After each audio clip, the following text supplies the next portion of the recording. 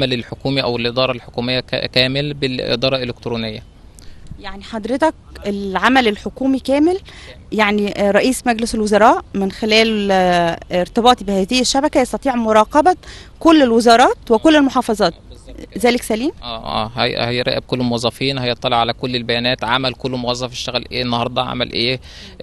لو حب يعرف مين الموظفين اللي غابوا هيعرف، حتى لو كان مثلا هو في الصعيد هيعرف بيانات عنده.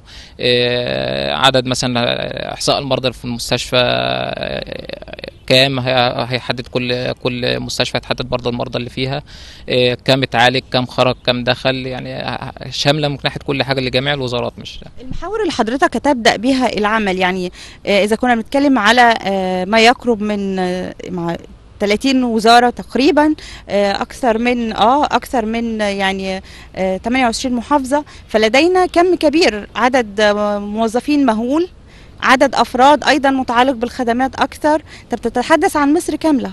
اهو فعلا كده بقى، ده هيحتاج وقت شوية لغاية ما نعرف وظيفة كل موظف، ونحط العقل الإلكتروني الخاص بيه ونحط على الجهاز، وبعد كده نبدأ إن احنا نربط الأجهزة كلها ببعض ربط داخلي، وبعد كده نربط بعد ربط الأجهزة بالداخل هنربطها بالأجهزة عن طريق السيرفرات اللي موجودة في الوزارة. يعني إيه عقل إلكتروني يا باشمهندس؟ العقل الإلكتروني ده عامل يعني شبيه بالعقل البني آدم، بس مش يعني عقل البني آدم ممكن يفكر حسب مثلا الحاجة اللي هتحصل أو مثلا المشكلة اللي هتحصل، لكن العقل الإلكتروني بيتوقع إيه اللي هيحصل. حسب الحالة النفسية.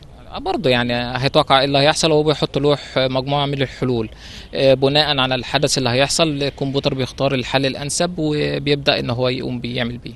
هل احنا محتاجين يعني هذا النظام في كافة المصالح الحكومية، ولا ده هيكون في مصالح لها طبيعة مختلفة؟ لا، جميع المصالح الحكوميه. نبدأ بإيه يا باشمهندس؟ احنا كنا ابتدينا فعلا بوزاره التربيه والتعليم برضه ايام احمد نظيف، وبرضه بعد الثوره ما قامت ابتدينا برضه، وبرضه في الوزير اللي فات محمود ابو النصر برضه اشتغلت معاه. خلينا واقعيين، حضرتك تقدمت بمشروع، المشروع متوفر ليه الميزانية؟ فعلا انا مش محتاج فلوس منهم، احنا هنوفر لهم فلوس. امال ايه اللي محتاجه منهم؟ هو كل ما فيها التعاون، كل ما فيها ان احنا نتعاون مع بعض، هما يدوني فرصة ان انا ارجع اكمل شغل تاني، وما فريق العمل يكون فريق متخصص اللي انا محتاجه عشان يقدر يساعدني في حاجة زي دي. يقدروا هم يجيبوا لي، يوفروا لي المكان اللي انا هشتغل فيه، ما البيانات او المعلومات اللي هتكون خاصة بالشغل ما تطلعش لغاية ما احنا ما نخلص الشغل خالص. ده اللي انا محتاجه يعني. يعني حضرتك لا تطالب بميزانية مستقلة للمشروع، ولكن تطالب بدعم لوجستي للمشروع، الافراد، البيانات المطلوبة، الاجهزة المستخدمة. بالظبط كده، انا محتاج بس ان انا ادعم من المسؤولين ان هم يقدروا يحطوا الحاجه دي زي دي تحت مسؤوليتهم، عشان نقدر ان احنا نشتغل ونزيل العوائق من قدامنا. لكن للاسف ان احنا لما بيجي الوزير بيدي التاشيره ونبدا نشتغل، الموظفين اللي تحت كل واحد بيحط الورق عنده بشهر والاثنين لغايه ما يتنقل من مكتب لمكتب. فيعني انا قبل الثوره حتى عشان التعليم توصل اداره تعليميه تحت، قعدت حوالي بتاع سنتين على ما وصلت اداره تعليميه، وما وصلتش. لماذا لا تتقدم مرة ثانية لمجلس الوزراء؟ يعني وهناك أعتقد يعني ترحيب من رئيس الدولة شخصيا الآن بالأفكار الجديدة، وهناك اتحاد أفكار للأفكار الشباب، يعني فلماذا لا تتقدم بمستوى أعلى يتم تعميمه من خلال يعني رأس الهرم؟ هو للاسف ان احنا تقدمنا قبل كده اكتر من مره، لكن الورق ما بيوصلش رئيس الوزراء. الورق قبل ما يوصل لرئيس الوزراء بيكون عدى على كذا واحد. عدى. انت محتاج بقى يعني تزرعوا لهم عقل ذكي علشان يعدي من خلال.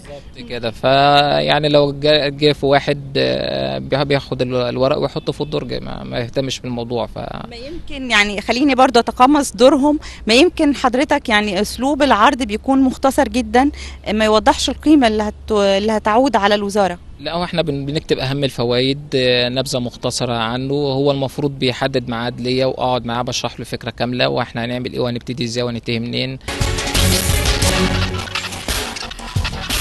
لو بنتحدث بالأوراق وبالدلائل، حضرتك اتجهت أي الوزارات اتجهت لها وأي المسؤولين؟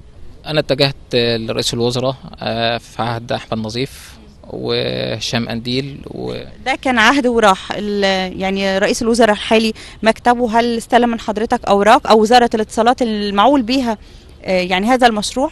هو في شخص شغال معايا في الموضوع، هو راح قدمه في المكتب هناك وما جالناش الرد لغايه دلوقتي. الكلام ده بقاله بتاع 5 6 شهور ما فيش رد.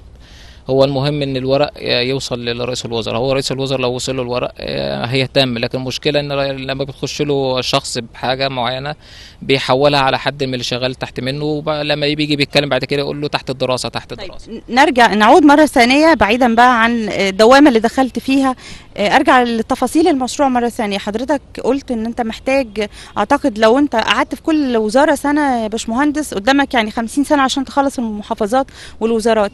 انا هموت مش لا بعد الشر عليك. خليك يا. هو في فريق هيكون شغال معايا، هعلمه ازاي يعني ايه البيانات اللي احنا هنحتاجها، وفي فريق هيبقى متخصص في تصميم البرامج والشبكه.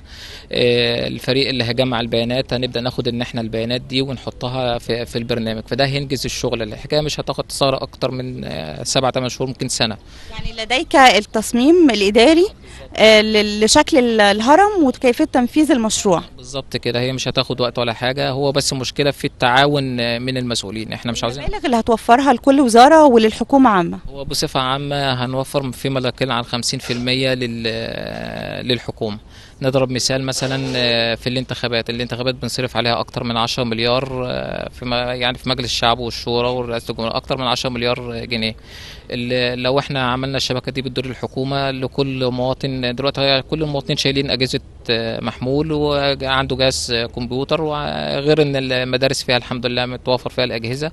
ففي الدايره بتاعته هيتحدد الاعضاء اللي هم مرشحين، هيجيله في اليوم اللي هو هيحصل عليه السفتة، هتجيله على جهاز الموبايل، او لو هو معهوش جهاز الموبايل هيروح الى اقرب مدرسه له، هيخش على الجهاز، هيختار العضو اللي هو محتاجه عن طريق الشاشه. بس ده هيتوافق مع يعني نسبة الأمية يعني العالية في مصر. بالنسبه اللي هو الامي ده هيروح المعمل اللي هيبقى فيه شاشات واجهزه كمبيوتر حديثه شويه، هتظهر له صوره العضو واسمه والرقم بتاعه، وهو هيختارها مجرد ان هو يضغط على الصوره هو هيختاره اوتوماتيك. يعني محتاجين في حلقات قادمة أن نستمع منك للمشروع كيفية تطبيقه في وزارة الصحة، لأن أنا في احتياج شديد خاصة في بعض المشاريع القومية اللي بتحارب بعض الأمراض المنتشرة في مصر مثل فيروس سي والعديد منها. بشكر حضرتك باشمهندس محمد، ونتمنى نقابلك السنة الجاية وحضرتك يعني مدير المشروع وتم افتتاحه إن شاء الله. ان شاء الله يا فندم. شكرا يا فندم. شكرا يا فندم.